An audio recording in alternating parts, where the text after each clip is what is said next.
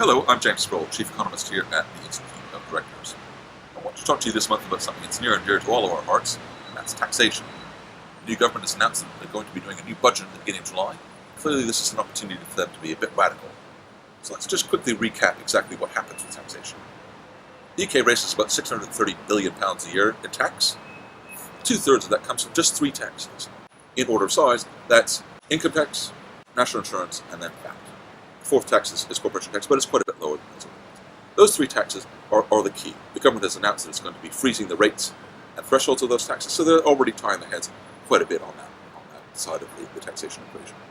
What's really going on with that? One of the failures that George Osborne had in the last Parliament, of course, was he didn't close off the deficit as rapidly as he thought he was going to. Much of that problem comes down to two things. First of all, it took the UK longer to recover from the depths of the credit crisis than we expected. And secondly, we didn't raise as much money, particularly in things like income tax, as we anticipated. A lot of that, I think, is due to the fact that the tax system as a whole was rather too dependent upon a very few people, often in the city, and for city bonuses, to be paying an enormous amount of tax. We know that 1% of people are paying 26% of all income tax and VAT. So that's a very, very heavy burden on a very, very few people.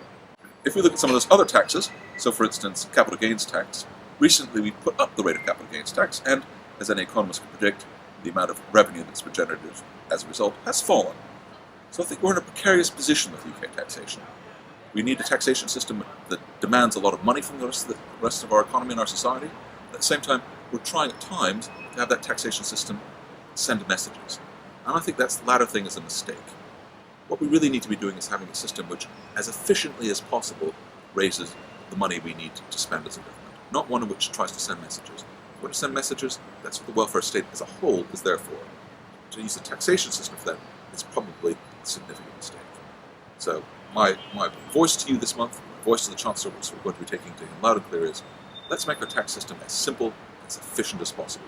And then hopefully we'll be able to get as many public services as we possibly can. Thanks very much.